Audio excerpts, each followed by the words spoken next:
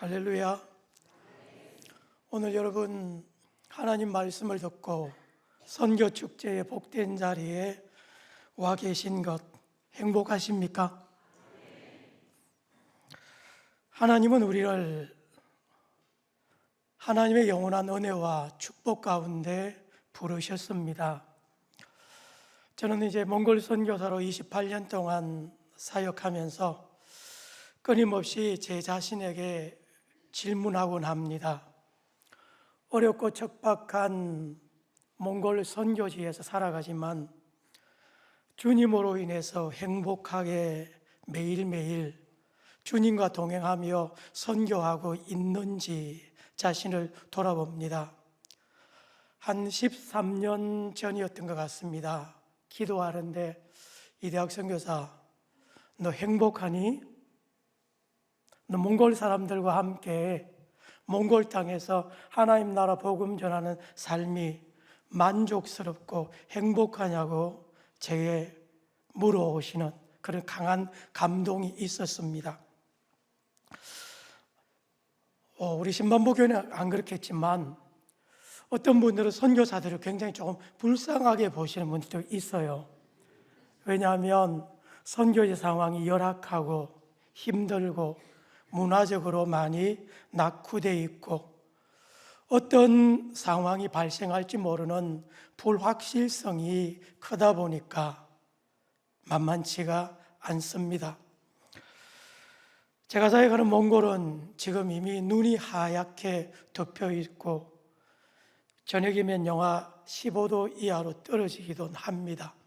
제가 이제 내일 모레 또 몽골 사역을 위해서 다녀와야 하는데 춥겠다라는 생각이 듭니다. 비록 춥고 열악하고 힘들고 어려운 환경이고 아무리 사랑하고 이해하고 품어주고 격려하고 가슴으로 끌어안아도 왜 끌어안는지도 모르고 때로는 끌어안는 저 자신을 받아들이지 못하는 그들을 보면서 마음에 실망스럽고 때로는 분노가 일어나기도 하지만 그럼에도 불구하고 하나님이 부르신 자리이기에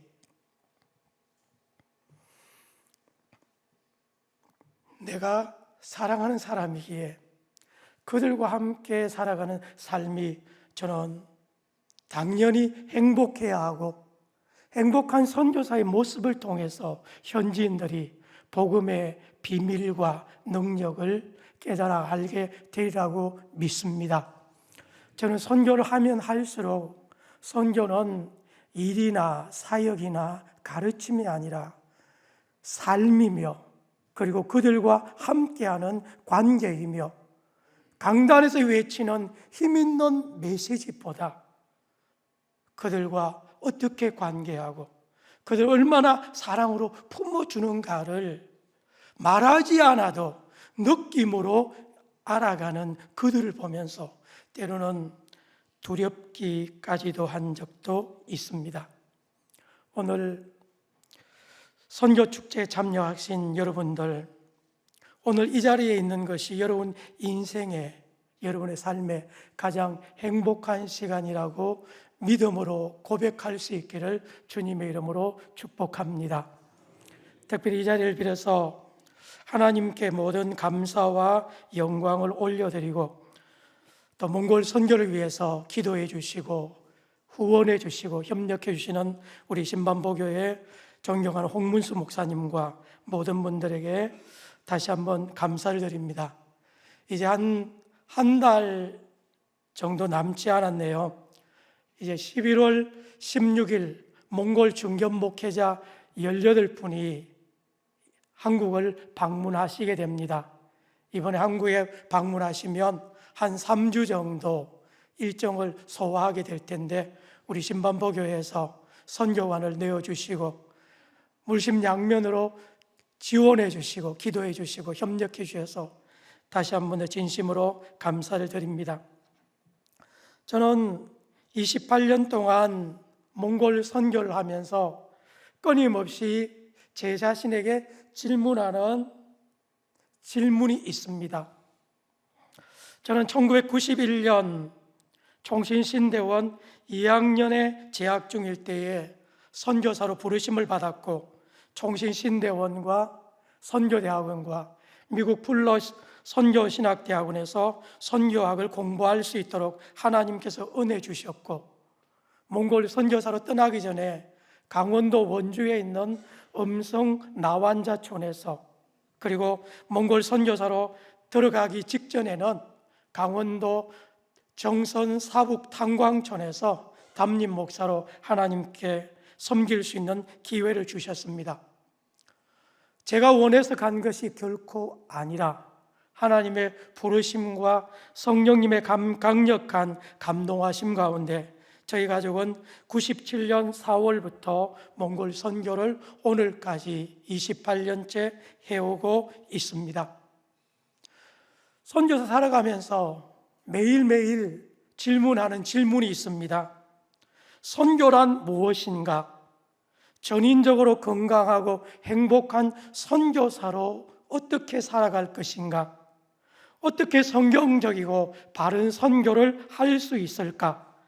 어떻게 좋은 열매를 맺고 지속 가능한 선교를 할 것인가? 예수님의 대위임령을 어떻게 보다 효과적으로 완수할 수 있을 것인가? 이 5가지 질문은 지난 28년 동안 끊임없이 제 자신과 저희 가정과 우리 사역에 계속 반복되는 질문들이었습니다. 최근에 한국 교회도 끊임없는 성찰과 회고와 반성의 시간을 가지고 있습니다. 작년 6월에 열렸던 세계 선교 전략회에서도 리팅킹이라는 우리의 선교가 정말 하나님이 원하시는 대로 성경적인 선교로 바로 가고 있는가를 우리가 고민하고 되짚어보고 점검하고 평가하는 전략회의를 한 600명 이상 되는 한국 선교계 지도자들이 모여서 모임을 가졌습니다. 저도 몽골 선교 사례를 발표하면서 우리 한국 선교가 어떤 방향으로 나아가야 할지를 함께 고민하는 시간을 나누었습니다. 최근 KWML을 중심으로 한국 선교계에서 현지인 중심의 선교, 특별히 작년에 KWML 사무총장에 계시는 강대영 선교사님은 힘을 빼는 선교, 약함으로서의 선교를 강조하는 말씀을 들으면서 굉장히 큰 공감을 했습니다. 저는 잘 알지는 못하지만 우리 신만포교회는 지난 70년 동안 초대 예루살렘 교회처럼 열방 가운데 그리스도의 복음을 전하는 교회로 건강하게 성장하도록 하나님께서 놀라운 축복을 부어주셨다고 믿습니다. 우리 담임 목사님 비롯해서 우리 장로님들 모든 분들이 어떻게 하면 더 선교를 바로 할 것인가, 어떻게 하면 주님이 기뻐하는 선교를 할 것인가를 끊임없이 고민하고 기도하고 질문하고 힘쓰고 수고한다고 저는 확신합니다. 현진 중심의 선교는 무엇을 말한다고 할 수 있을까요? 우리는 선교하면 지금까지 선교사 중심의 선교, 그리고 우리 한국교회와 그리고 파송교회와 교회 중심의 선교, 그리고 선교의 모든 주도권을 우리가 갖고 있는 경우가 많았습니다. 오늘도 몽골 교회를 몽골 현지인들이 주도하고 있는지, 선교사들이 주도하고 있는지, 과연 몽골 선교의 주인은 누가 되어야 하는지를 우리는 심각하게 고민해야 한다는 겁니다. 제가 최근 좋아하는 말씀은 고린도후서 1장 마지막 절입니다. 내가 너희를 주장하는 자의 자세로 하지 않고 너희를 돕는 자로서 너희 곁에 있기를 원한다는 고백을 하도록 성령께서 바울 사도를 주장하셨습니다. 오늘 우리 한국 교회가 선교하고 우리 한국 선교사들이 선교하지만 우리의 계획과 우리의 꿈과 우리의 선교비와 우리의 눈물의 기도와 우리의 헌신과 우리의 수고가 중요하지만 선교의 중심은 물론 성삼위일체 하나님이시지만 몽골 선교의 주인은 몽골인이 되어야 하고 인도네시아 선교의 주인은 인도네시아에 되도록 그들을 세우고 인정하고 믿고 기다려주고 그들이 자기 민족을 복음화할 수 있도록 우리가 섬겨야 하지 않을까요? 저는 신반포교회를 한국교회의 모범적인 선교적 교회로 세워오신 주님을 찬양합니다. 하나님께서 감당할 수 있도록 비전 주시고 물질 주시고 부름받은 선교사를 보내주시고 유아부부터 모든 장년에까지 선교를 초점을 맞추고 달려가는 건강하고 아름다운 신반포 교회를 주님이 기뻐 보시리라고 믿습니다. 그러나 지난 70년의 모든 수고는 주님이 부어주신 은혜요 축복인 줄로 저는 믿습니다. 때로는 우리는 힘이 있어야 선교하지, 돈이 있어야 선교하지, 우리가 선교적 경험이 있어야 선교하지, 우리는 힘으로 선교할 수 있다는 생각을 할 때도 있습니다. 물론 선교를 위해서 영적인 힘도 있어야 하고 물질도 있어야 하고 건강한 교회가 있어야 하고 하나님을 향한 헌신과 열정과 꿈과 비전이 있어야 하는 것은 분명한 사실입니다. 그러나 힘으로 하는 선교는 결국은 선교지 현지인들을 주인공으로 만드는 것이 아니라 선교의 대상으로, 그리고 우리가 그들을 가르치고 섬기고 이끌어주고 우리가 그들을 뭔가 앞서서 세워줘야 한다는 그런 전제가 포함된다는 겁니다.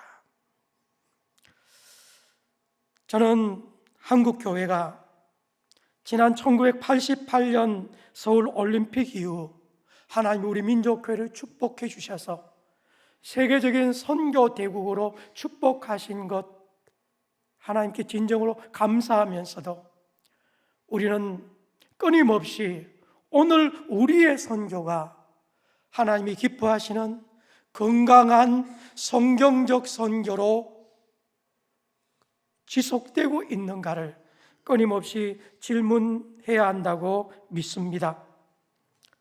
선교의 최종 목표는 자립자치자전하는 건강한 성경적 토착교회가 세워져서 몽골 교회가 외부의 지원과 도움 없이 그들 스스로의 힘으로 민족을 복음화하고 세계 복음화에 기여하는 건강한 교회로 세워지는 것이 하나님의 꿈이라고 믿습니다. 의존적이고 자립하지 못하고 끊임없이 외부로부터 오는 도움만을 바라는 교회가 아니라 교회 규모가 크든 적든 그리스도인의 숫자가 많든 적든 관계없이 그들 스스로가 건강하게 주님의 일을 감당할 수 있는 교회로 세워져야 할 줄로 믿습니다. 특별히 우리 민족의 분단의 아픔의 현실 속에서 지금 몽골 교회는 우리가 할 수 없는 선교를 감당하고 있습니다. 우리는 먼 북녘 땅을 바라보면서 눈물 흘리고 기도하고 복음 통일을 꿈꾸면서 기도하고 있지만 우리는 아무것도 할 수 없지만 지금 몽골 교회에 수십 명의 몽골을 품고 성령 하나님으로도 몽골 선교를 부르심을 받은 몽골의 선교사들이 오늘도 북한 땅을 선교하고 있다는 사실을 여러분 아십니까? 1998년 11월 1일에 하나님께서 저를 통해서 몽골 행복한교를 세우셨고, 1999년 11월 1일 1주년 기념 때 12명이 세례를 받았는데, 첫 번째 세례받은 한 분이 현재 북한 선교사로 16년째 사역하고 계십니다. 내가 할 수 없는 그 북한 선교, 그 선교사님은 4번 북한을 방문하면서 북한 선교를 하고 있고, 북핵 문제로 북한과 미국과의 관계가 어그러지기 전까지는 몽골에도 한 5천 명 되는 북한 근로자가 있었는데, 제가 말씀드린 나랑 한더 선교사님은 몽골에 와 있는 5천 명의 북한 근로자의 어머니라고 불릴 정도로 그들을 섬겼고, 그들을 사랑했고, 그들에게 복음을 전했고, 10여 명이 예수 그리스도를 구주로 영접하고 그분들을 소그룹으로 섬기면서 주의를 감당했다는 겁니다.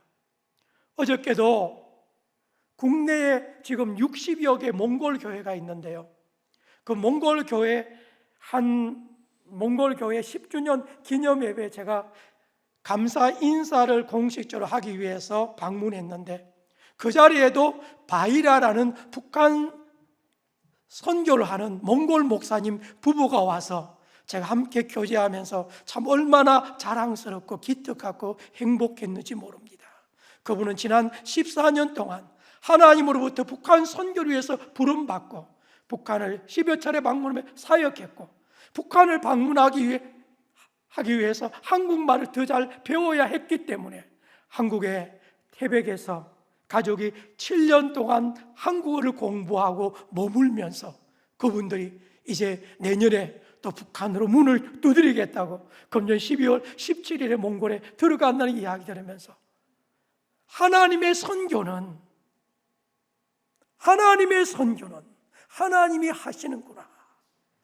오늘 우리를 통해서 복음을 받은 몽골 교회가 아직 33년밖에 안 된 어리고 부족함이 많은 교회임에도 불구하고 우리가 감당할 수 없는 우리 민족의 아픔을 끌어안고 그들이 선교 사역을 감당할 수 있다는 것을 우리가 기억할 필요가 있습니다.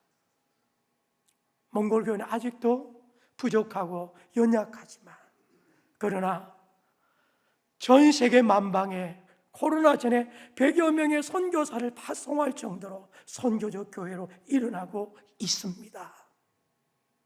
오늘 하나님께서 놀라운 일을 행하시는 줄로 믿습니다. 그래서 우리는 앞으로 현진 중심의 선교, 우리가 힘으로 하는 선교가 아니라 더 겸손하게 낮아져서 우리가 그들을 주장하고 이끌고 가르치고 그들을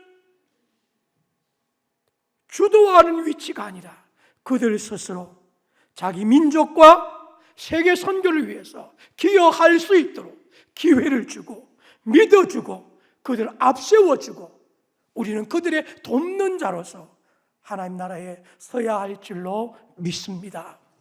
이것이 어쩌면 신반포 교회가 70년을 넘어서 더 하나님이 기뻐하는 선교적 교회로 주님 앞에 나아가기 위해서 하나님 앞에 우리의 기도 제목이요 우리의 비전이 되어야 할 줄로 믿습니다.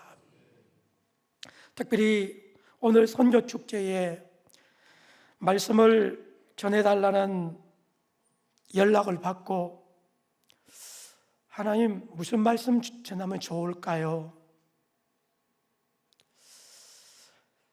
수십 차례 제가 하나님 아버지 앞에 질문을 드렸습니다. 그때 성령님께서 강하게 제게 주신 감동이 사람을 세우는 선교라는 강한 감동을 주셨고, 그래서 오늘 저와 여러분들과 저는 여러분들과 함께 선교의 초점이자 중심인 사람을 세우는 선교, 사람을 세워서 그들 스스로 자기 민족과 세계 선교를 감당해서 주님 다시 오실 날을 그들 스스로 준비할 수 있도록 선교하는, 사람을 세우는 선교가 주님이 기뻐하시는 보다 성숙한 선교라는 확신을 가지고 오늘 여러분들과 함께 하나님 말씀을 나누려고 합니다. 한번 저를 따라했으면 좋겠습니다. 사람을 세우는 선교. 선교는 사람을 세우는 것입니다. 예수님께서도 예수님의 선교의 초점은 사람에게 있었습니다. 예수님은 수많은 기적을 행하셨고 수많은 군중들이 예수님을 따라다녔지만 예수님의 사역의 핵심은 사람의 초점을 맞추어져 있습니다. 우리가 아는 마태복음 4장 23절, 마가복음 9장 35절은 예수님께서 어떤 사역을 하셨는지 사역의 핵심을 우리에게 가르쳐주고 계십니다. 초창기에는 갈릴리를 두루 다니셨고 사역의 중간기는 모든 도시와 마을을 두루 다니셨습니다. 가르치시고 전파하시고 약한 것을 고치는 선교. 예수님은 그 어디에 가시든지 가르치시고 전파하시고 고치시고 그 일이 예수님의 사역의 중심이었습니다. 그러나 그 모든 사역보다 더 중요한 사역은 예수님이 사람을 세우는, 제자를 세우는 일이었습니다.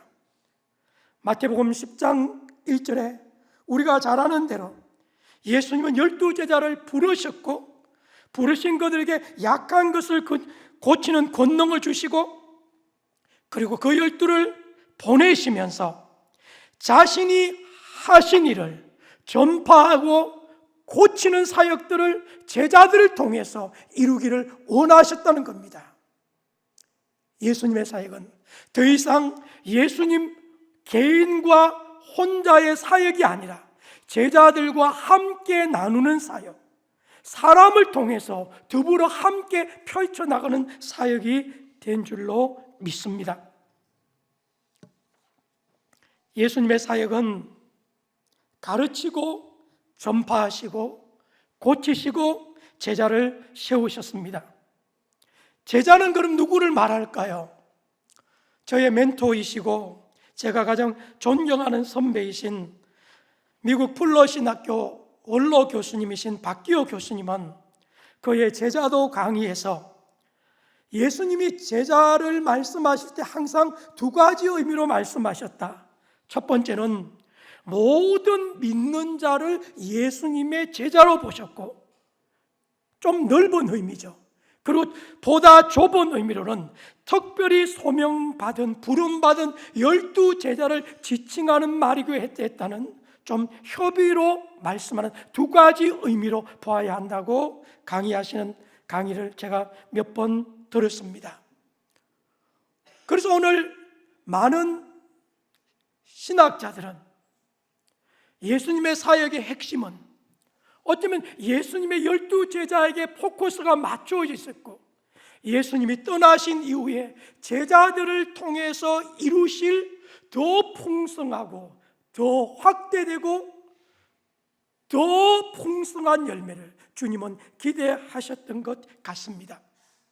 그러면서 부활하신 예수님은 아버지께서 나를 보내신 것 같이 나도 너희를 보내노라. 예수님께서 부활하신 이후에 제자들에게 아버지께서 나를 보내신 것처럼 나도 너희를 보낸다고 그들을 파송하셨습니다. 우리가 아는 대로 예수님이 십자가에 못 박혀 돌아가실 때 모든 제자들은 예수님을 부인하고 버리고 떠났지만 그 믿음 없는 제자들, 그 연약한 제자들 향해서 나는 너희를 보낸다고 주님은 다시 한 번 더 강조하고 계시다는 겁니다. 그러면서 주님은 성령을 받으라, 성령을 받으라. 보냄받은 자로서의 삶은 인간의 힘과 지식과 경험과 헌신으로 이루어지는 것이 아니라 성령 하나님의 전적인 은혜와 능력과 사로잡힘이 아니고서는 이루어질 수 없기 때문에 성령을 받으라 라고 말씀하시고, 계속해서 너희가 누구의 죄든지 사하면 그 죄가 사하여질 것이요, 너희가 누구의 죄든지 사하여지지 않으면 그 죄가 사하여지지 않을 것이라고 말씀하면서 그들이 전하는 예수 그리스도의 복음이 죄사함의 복음이라는 것을 분명하게 말씀해 주셨다는 겁니다. 그리고 마태복음 28장에서도 부활하신 예수님은 대위임령을 주시면서 위임령의 키워드는 모든 민족에게 제자 삼으라, 제자 삼는 것이 바로 지상명령의 대위임령의 핵심이라고 저는 분명히 믿습니다.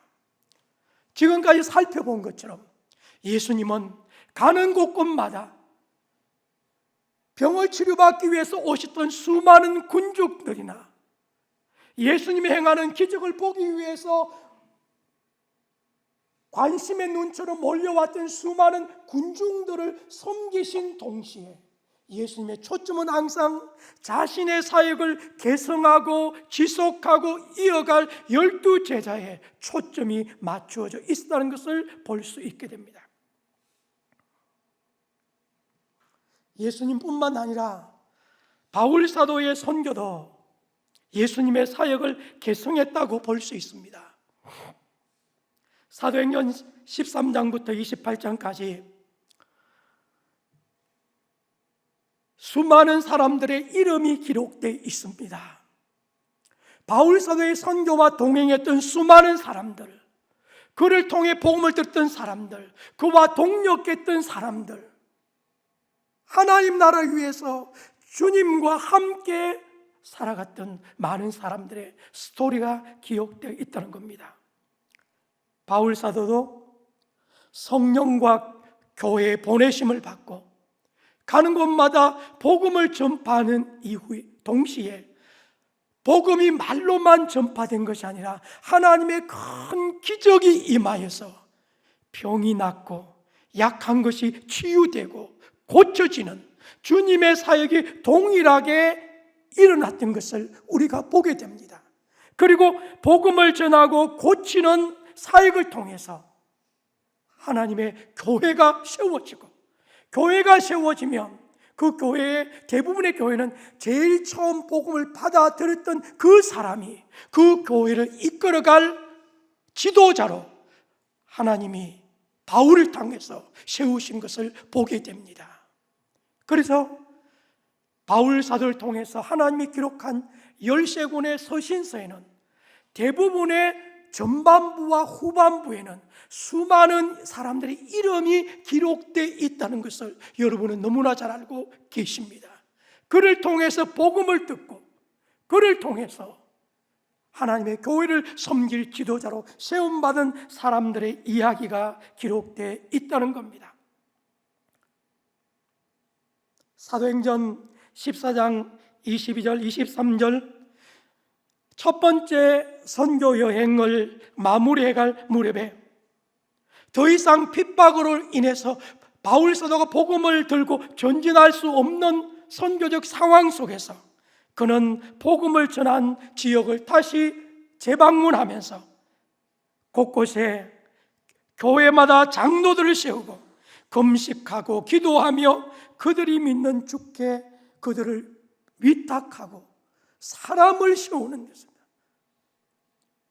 초대교회의 사도행전의 상황에서는 단 한 번도 건물을 세우거나 어떤 선교적 사역을 위해서 프로젝트를 추진한 것이 아니라 사람이 교회요, 사람이 있으면 그 교회는 하나님이 기뻐하는 건강한 교회로 세워졌다는 겁니다.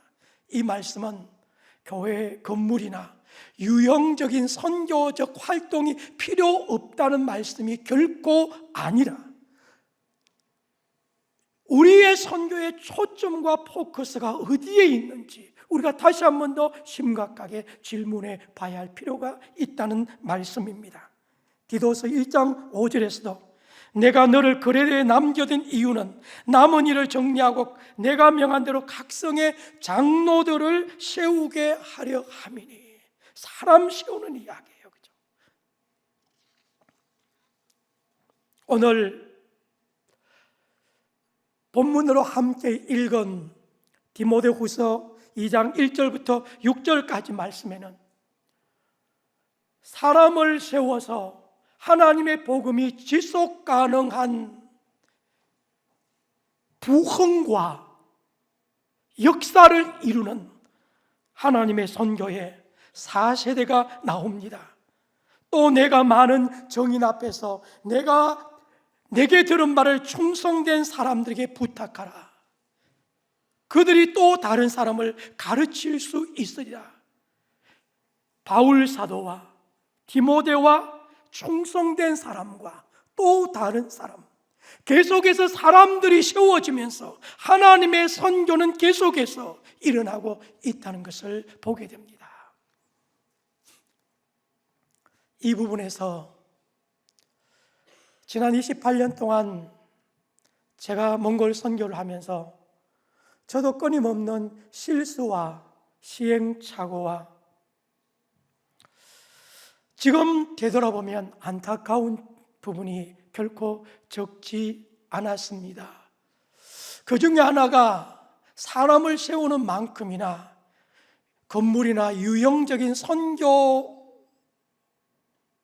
활동에 관심을 기울이기 위해서 땀을 쏟고 세워놓던 건물이 10년, 20년이 지나면 무용지물이 되고 때로는 현지인들 스스로 힘으로 교회가 일어나는데 큰 부담과 장애가 된다는 사실을 제가 느끼기도 합니다. 1989년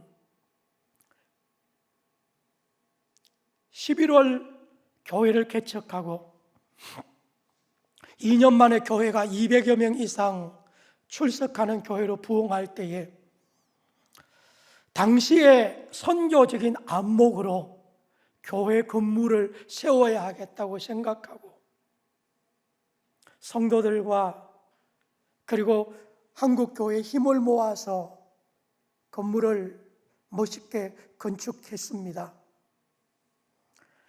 그리고 15년 만에 현지 목회자를 세우고 그 교회를 이양 100% 하고 나서 세운 건물이 발목을 잡았습니다.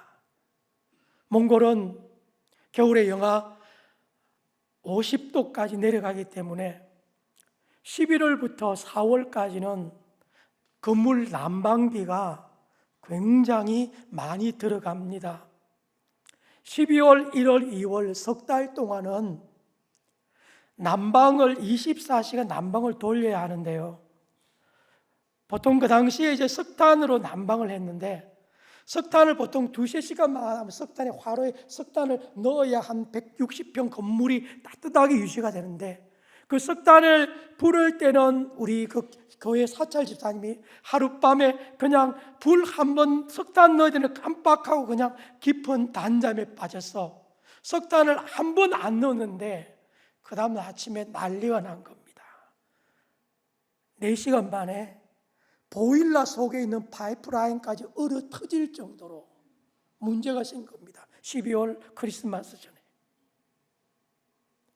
그래서 안타깝지만 현진에 이양하고 나서 그 건물은 겨울 5개월 동안은 건물 유지를 도저히 할 수가 없는 상황이니까 겨울에는 건물에 들이지 말고 몽골 전통 게르에서 예배를 드리면 건물에 예배 드리는 건물 유지보다 10분의 1도 안 되니까 현지인들 스스로 자립하면서 교회를 유지할 수 있는 수준이 되었다는 겁니다.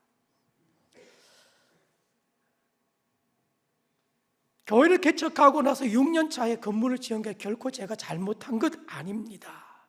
그러나 그 당시에 어쩌면 선교를 바라보는 그 안목과 수준이 현지인에게 교회를 이양했을 경우 이 건물을 그들 스스로 건강하게 건물을 잘 활용할 수 있을까를 생각했다고 한다면 방법이 조금 더 달라졌겠죠. 그래서 매일매일 자신의 선교와 선교지의 상황을 민감하게 반응하면서 결국 사람이 선교의 중심이다 라는 것을 저는 수많은 연약함과 실수를 통해서 오늘 배워가고 있습니다. 그래서 오늘 예수님이 걸어하셨던 것처럼 바울 사도가 걸어하셨던 것처럼 오늘 저와 여러분들의 선교는 복음이 지속 가능하게 계속해서 사람이 사람을 통해서 하나님 나라 확장될 수 있도록 어떤 사역을 하든 사람에게 초점을 맞추는 선교의 중심과 핵심에 대한 끊임없는 고민이 필요하다고 생각됩니다. 특별히 이번 선교축제를 준비하면서 저는 우리 한국교회 선교의 역사적 사례를 통해서 얼마나 많은 감동을 받았는지 모릅니다. 우리 대한민국의 선교는 지난 2000년 세계 선교 역사 가운데 특별히 서구 선교 역사 가운데 가장 성공적이고 열매 맺고 가장 성경적이고 건강한 교를 받은 선교의 최고의 모델로 인정받고 있습니다.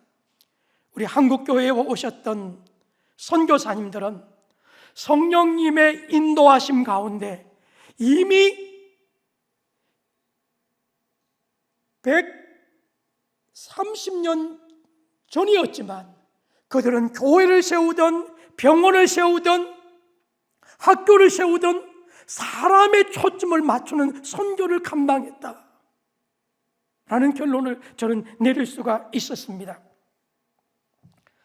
아펜셀러 선교사님 같은 경우는 선교지에 도착한 첫 해에 사람을 세우는 일의 소중함을 생각하면서 1885년에 배제학당을 세움으로 말미암아서 우리 민족에 하나님을 경외하고 민족을 사랑하고 민족의 미래를 이끌어갈 위대한 지도자를 세운 일에 헌신하기 시작했다는 겁니다. 한국 선교가 시작한 지 얼마 되지 않아서 1901년에 평양신학교가 세워져서 1907년에 7명의 장로교 목사님이 최초로 안수를 받고 그 중에 한 분이신 이기품 목사님을 당시의 선교지인 제주도로 파송함으로써 한국교회가 선교하는 교회로 첫 발걸음을 내딛는 역사가 있었다는 겁니다. 사람의 초점을 맞추고 사람의 관심을 맞추는 선교였다는 겁니다. 이런 선교의 결과가 어떻게 나타났을까요? 1909년에 한국 선교가 시작한 지 20년이 조금 지난 때에 우리 그 당시 조선 땅에 기독교 학교 숫자가 950여 개나 되었다고 선교사들의 보고에 기록되어 있습니다.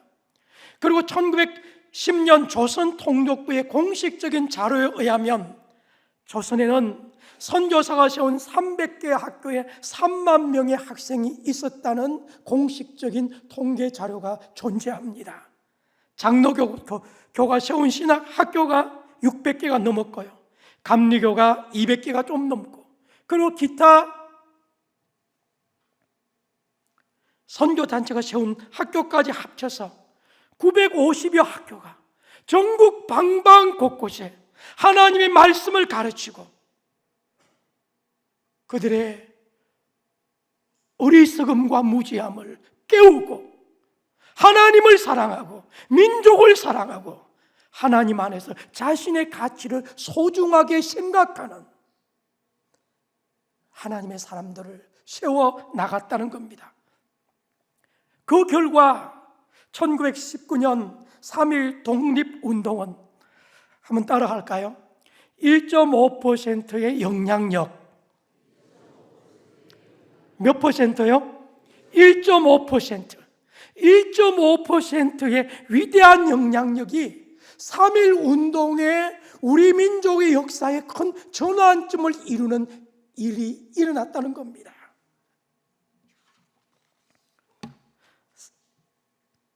(1885년부터) 시작된 조선 선교 34주년, 당시 기독교인은 20만 명 정도로 전체 인구의 1.5% 정도를 차지했습니다. 그런데 3.1 운동이 어떻게 일어날 수 있었습니까? 3.1 운동의 지도자 33명 중에 16명이 기독교 지도자였습니다. 1.3%의 기독교인이 민족의 자주 독립을 안고 하나님의 꿈과 자유를 꿈꾸고 분열이 일어나는데 절반 정도가 우리 기독교 지도자들이었다는 겁니다. 그리고 3.1 운동에는 당시의 교회와 기독교 학교가 앞장서서, 만약 당시의 교회와 기독교 학자들이 앞장서지 않았다고 한다면 3.1 운동이 일어나지 않았다고 해도 과언이 아닐 정도라고 역사학자들은 평가하고 있다는 겁니다. 1.5%의 위대한 영향력. 길선주 목사님을 비롯한 10명의 목사님이 33인 중에 거의 3분의 1이 목사님이었습니다. 위대한 민족 지도자였고 민족 자본가였던 이성훈 장로를 비롯한 6명의 기독교 지도자들이, 이분들이 없었다고 한다면 우리 민족이 자주를, 독립을 꿈꾸면서 분열이 일어날 수 없었을 거라는 겁니다.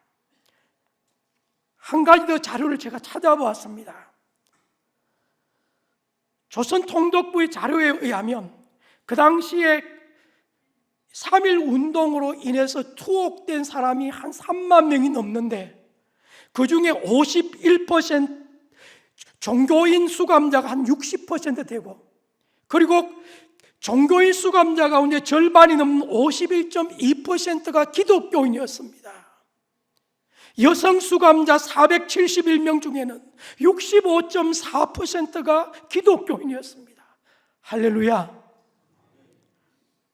우리 민족의 오늘을 일군 것은 당시 1.5%라는 극소수에 불과했던 기독교인들이 하나님을 사랑하고 민족을 사랑하고 하나님 앞에 구원받은 하나님의 자녀로서의 긍정적인 자존감을 가지고 불의에 맞서 분열이 일어나는 그 일이 어쩌면 선교 초창기부터 사람을 세운 선교사들의 선교의 방향과 비전과 헌신과 수고의 결과라는 것을 오늘 한국 양심 있는 역사학자들은 결코 부정할 수 없다는 겁니다. 여러분, 바닷물의 염분 농도가 몇 퍼센트 되는지 여러분 아시지요? 바닷물의 염분 농도는 3.5% 정도가 된다고 합니다. 3.5% 되는 염분이 온 바다를 짜게 만드는 것처럼 1.5%밖에 되지 않았던, 어쩌면 연약하고 어리고 부족한 우리 초창기 한국교회가 우리 민족의 희망을 심어주고 하나님의 꿈과 비전을 우리 민족에 심어주었던 것은 우리 한국 교회의 자랑이요, 오늘 신반포교회와 저를 비롯해서 우리 한국 교회가 지금 우리가 섬기는 선교지에서 누구의 관심을 기울이고 집중해야 하는지를 보여주는 역사적인 사례라고 볼 수가 있습니다. 기독교인의 숫자가 10%, 20%가 되지 않아도 1.5%만 되어도 분명한 복음으로, 복음의 능력으로 거듭나고 하나님을 사랑하고 민족을 사랑하는 주님의 꿈이 있다면 그들을 통해서 민족을 변화시킬 수 있을 줄로 믿습니다. 하나님의 역사는 수많은 군중과 다수를 통해서 위대한 역사가 일어나는 것이 아니라 하나님의 꿈을 가지고 하나님을 사랑하고 이웃을 사랑하고 민족을 사랑하고 그리스도 안에 부름받은 자신의 존재와 정체성의 소중함과 위대함을 깨달은 소수의 사람을 통해서 하나님이 일하고 계신다는 겁니다. 군중이 아닙니다. 그래서 오늘 우리는 어디에서 어떤 부르심을 따라 선교를 하고 후원을 하든 우리의 선교의 초점은 사람에 있어야 하고, 사람은 수많은 군중이 아니라 사람은 1.5%밖에 되지 않는다고 할지라도 진정 주님의 복음으로 거듭나고 주님을 꿈꾸고 열망하는 사람을 통해서 하나님이 일하실 줄로 믿습니다. 예수님께서도 하나님의 아들이셨지만 예수님이 십자가에 못 박혀 돌아가실 때에 제자들은 다 그를 버리지 않았습니까? 가룟 유다는 예수님을 팔아 먹지 않았습니까?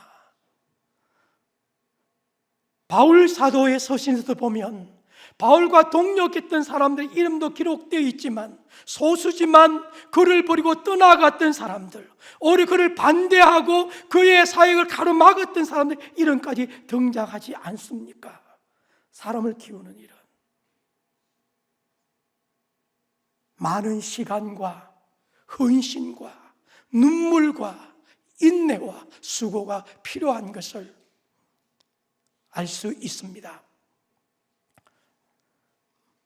저희 가정은 1997년 4월 몽골에 입국해서 98년에 교회를 세웠고 98년 9월부터 신학교 몽골 목회자를 세우는 훈련 사역을 지금까지 계속해 오고 있습니다. 35살의 젊은 나이로 몽골 땅에 들어갔던 제가 어느덧 63세라는 나이가 되어서 오늘 저의 선교를 성찰하면서 오늘 여러분 앞에 서 있습니다. 감사하게도 하나님께서 사람을 세우는 선교를 감당할 수 있도록 저희들에게 은혜를 주셔서 저희는 몽골 장로교 신학교, 그리고 몽골 남고비, 그리고 몽골 서부 홉들을 비롯해서 몽골 곳곳에 사람을 세우는 일에 혼신의 힘을 쏟고 있습니다. 특별히 코로나 이후에 하나님께서 새로운 사람을 세우는 꿈과 비전을 주셔서 이제는 더 이상 배우고 싶은 사람 와서 공부하라고 부르는 선교가 아니라 하나님을 사랑하고 말씀을 사랑하고 주님을 섬기기 원하는 사람이 있으면 그들이 오라가 아니라 제가 가면 되는, 이제는 오라의 선교가 아니라 찾아가는 선교. 과거의 선교는 어쩌면 저의 헌신과 꿈과 비전을 이루기 위해서 애쓰고 수고하는 사역이었다고 한다면 이제는 현지인들과 더불어 함께하는 동반자 선교, 그들과 함께하는 사역을 꿈꾸며 사역하고 있습니다.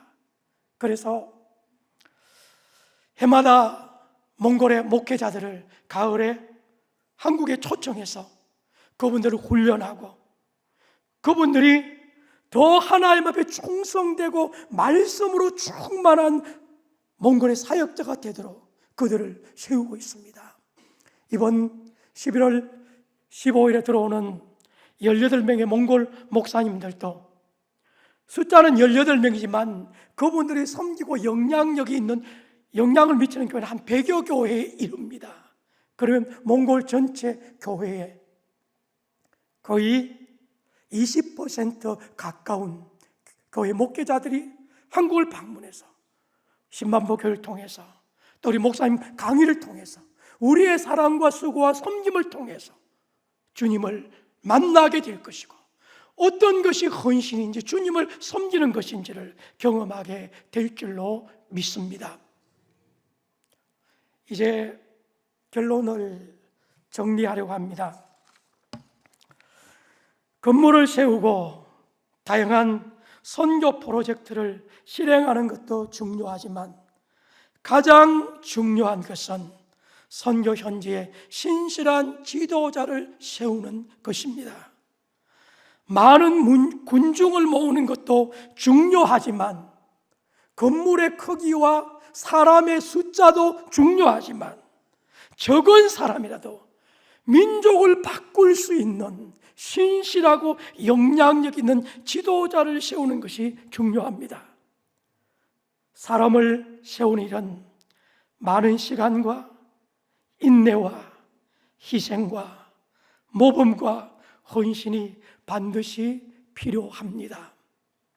저는 28년 동안 선교하면서 선교사님, 몽골 28년 선교하면서 가장 어려운 게 뭡니까?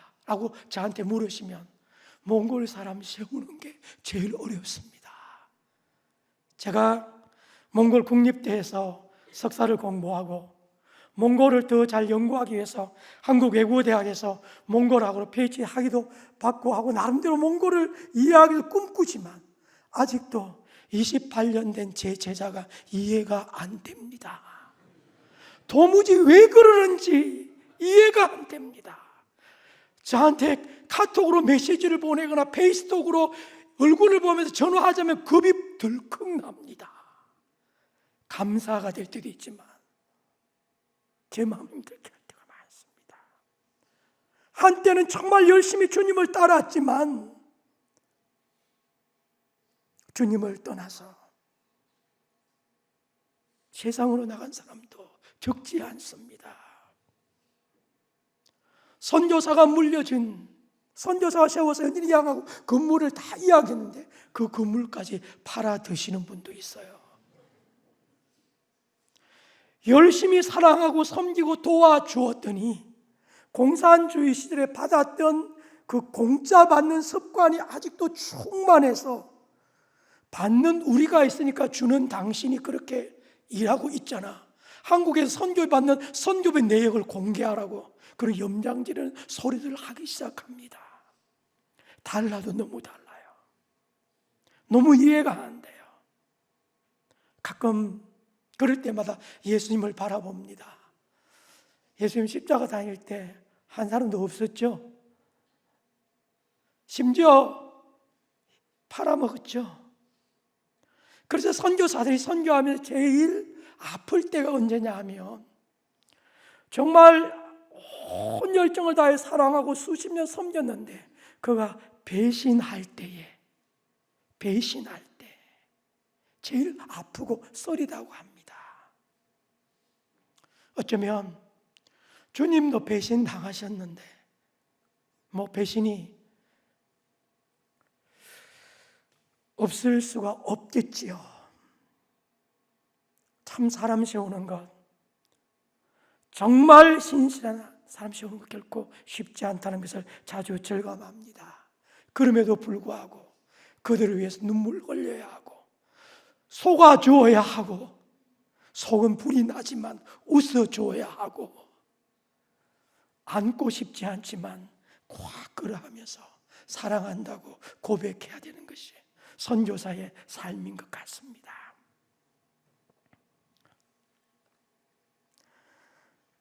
이번 주제가 주님 다시 오실 때까지, 오늘 주님 다시 오실 때까지 마라나타 찬양을 부르면서 저도 모르게 제 눈에서 눈물이 주르륵 흘러나왔습니다. 오늘 주님 다시 오실 때가 점점 가까워 옵니다.